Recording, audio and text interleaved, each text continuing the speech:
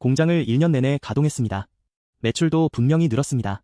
그런데 세금 내고 나면 남는 게 없습니다. 기계 설비에 투자하고 직원 월급 주고 예주 맡기느라 돈은 계속 나가는데 세금까지 뜯기면 허탈하죠. 저도 이런 사장님들을 많이 봐왔습니다. 매출 10억 넘기고도 실질 소득은 3천만 원이 안 되는 분도 계십니다. 그런데 알고 계셨습니까?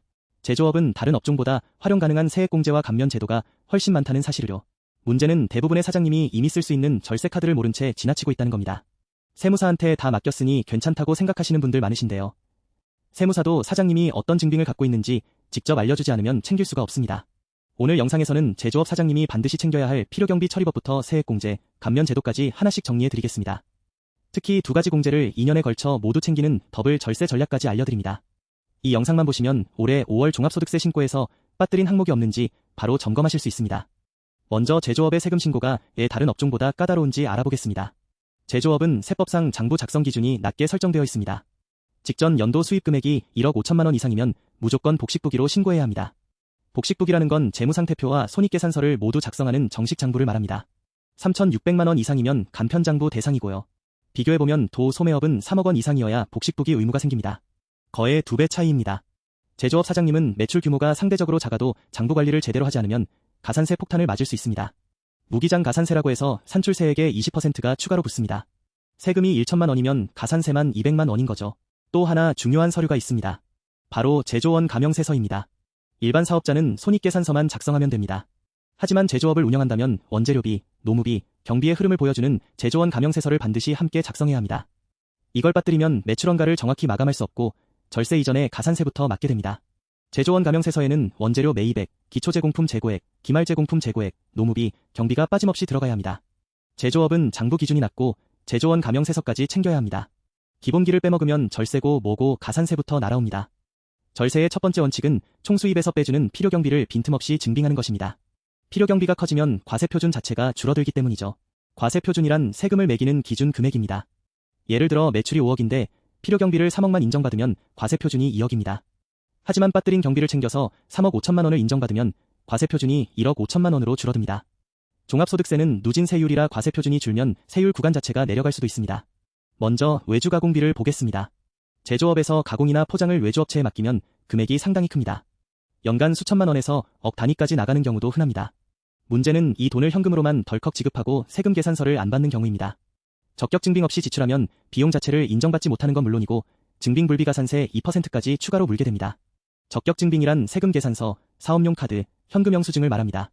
외주가공비 증빙 체크리스트를 알려드리겠습니다. 첫째, 세금 계산서 수치가 가장 확실합니다. 둘째, 사업용 카드 결제 기록을 보관하세요.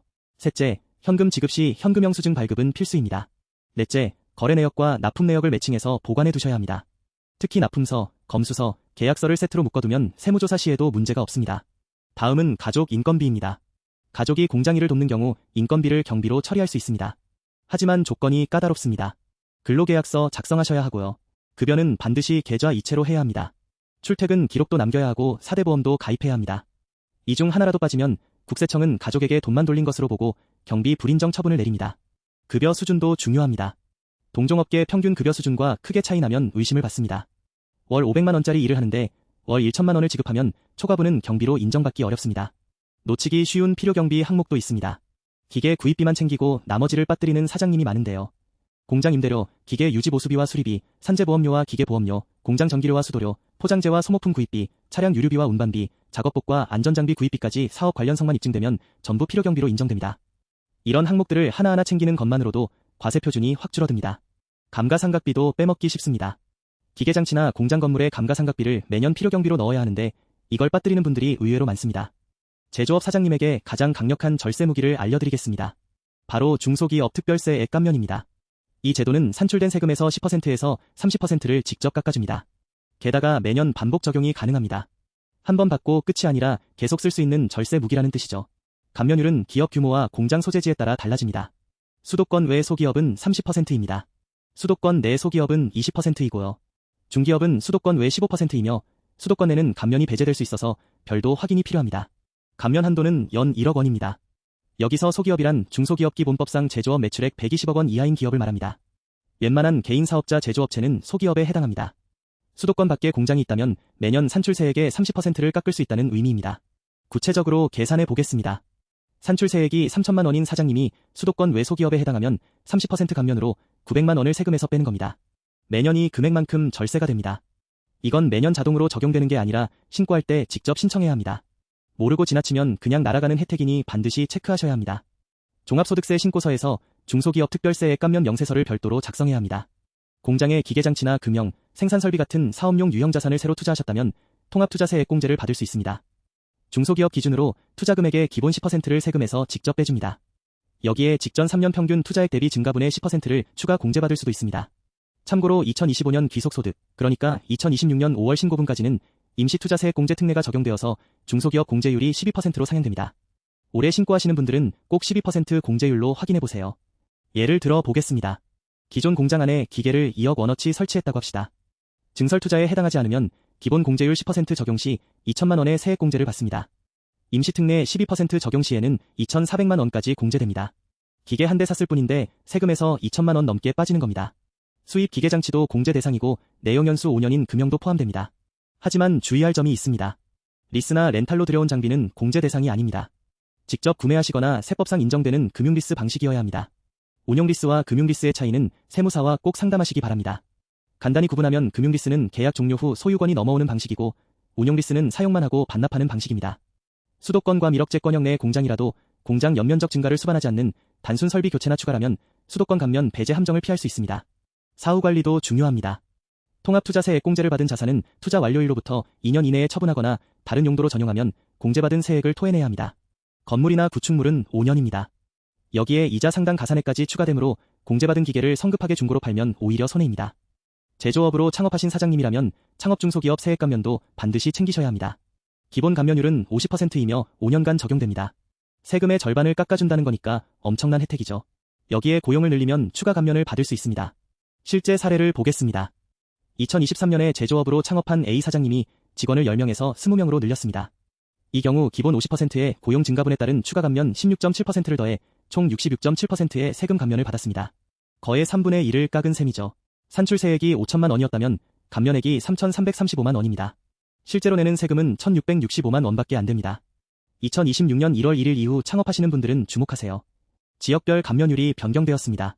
수도권 외와 인구 감소 지역은 100%입니다. 세금을 아예 안 낸다는 뜻이죠. 수도권 내에서 과밀억제권역이 아닌 곳은 75%이고요. 수도권 과밀억제권역은 기존과 동일하게 50%입니다. 또한 감면세액 합계 5억 원 한도가 신설되었으므로 창업 시기와 공장 위치를 고려한 세밀한 전략이 필요합니다. 공장을 어디에 세우느냐에 따라 세금이 0원이 될 수도 있으니 창업 전에 반드시 검토하셔야 합니다. 공장 초기에 설비 투자와 인테리어로 큰돈을 쓰면 당해 연도에 적자가 발생하기 마련입니다. 이 적자를 결손금이라고 합니다. 이때 장부를 꼼꼼히 작성해두면 이 적자를 최대 15년간 이월시켜서 향후 이익이 나는 해에 차감할 수 있습니다. 15년이면 상당히 긴 기간이죠. 그 기간 동안 언제든 흑자가 나는 해에 꺼내 쓸 수 있는 절세 무기인 셈입니다. 실제 사례를 보겠습니다. 렌즈 제조 사업자 B씨는 사업 초반 설비와 인테리어비로 1억 7천만 원의 적자가 발생했습니다. 이 결손금을 장부에 정확히 기록해 두었더니 이후 매출이 대폭 늘었을 때 2월 결손금을 차감해서 세금을 0원으로 만들 수 있었습니다. 만약 장부를 작성하지 않았다면 1억 7천만 원의 적자는 그냥 사라졌을 겁니다. 이듬해 매출이 2억이 나도 필요경비를 빼고 남은 소득 전액에 세금이 부과됐을 겁니다. 창업 초기 적자는 끝이 아닙니다. 15년짜리 절세 무기의 시작입니다. 단, 이 혜택을 쓰려면 장부를 정확히 작성해 두셔야 합니다. 복식부기로 신고하지 않으면 결손금 2월 공제 자체를 적용받을 수 없습니다. 앞서 말씀드린 장부 관리의 중요성이 바로 여기서 다시 한번 확인됩니다. 마지막으로 절세 고수들이 실제로 활용하는 전략을 알려드리겠습니다. 여기까지 보신 분이라면 한 가지 궁금증이 생기실 겁니다. 통합투자세액 공제랑 중소기업 특별세액 감면 둘 다 받을 수 있을까요? 원칙적으로 같은 해에 동시 적용은 불가능합니다. 중복 배제 규정이 있기 때문입니다. 하지만 방법이 있습니다. 올해 발생한 투자세액 공제액을 당해에 쓰지 않고 다음 해로 이월시키는 겁니다. 이렇게 하면 올해는 중소기업 특별세액 감면을 받고 다음 해에는 이월된 투자세액 공제를 적용합니다. 결과적으로 2년에 걸쳐 두 혜택을 모두 챙기는 더블 절세가 가능해집니다. 정리하면 이렇습니다. 올해는 중소기업 특별세액 감면을 적용하고 산출세액의 10%에서 30%를 깎습니다. 올해 발생한 투자세액 공제는 2월 처리합니다. 다음 해에 이월된 투자세액 공제를 적용합니다. 2년간 두 혜택을 순차적으로 모두 활용하는 겁니다. 이 전략을 쓰면 예를 들어 올해 감면으로 900만 원, 내년 투자공제로 2천만 원, 합계 2,900만 원의 절세가 가능합니다. 동시 적용이 안 된다고 포기하면 한쪽 혜택을 통째로 날리는 겁니다. 또 하나 중요한 점이 있습니다. 기계 설비를 들여올 때 리스나 렌탈을 이용하면 투자세액공제를 한 푼도 받을 수 없습니다. 자금 여력이 된다면 직접 구매하시거나 세법상 인정되는 금융리스를 선택하세요. 세금 측면에서 훨씬 유리합니다. 오늘 내용을 정리하겠습니다. 제조업 종합소득세 절세의 핵심은 두 가지입니다. 첫째, 필요경비를 빈틈없이 증빙해서 과세표준을 줄이는 것. 둘째, 세액 감면과 공제 제도를 하나도 빠뜨리지 않고 적용하는 것. 이 두 축을 제대로 세우면 공장을 쉼없이 돌린 만큼 사장님 손에 남는 돈도 확실히 달라집니다. 더 자세한 내용은 영상 설명란 블로그 링크에서 확인하실 수 있습니다. 도움이 되셨다면 좋아요와 구독 부탁드립니다.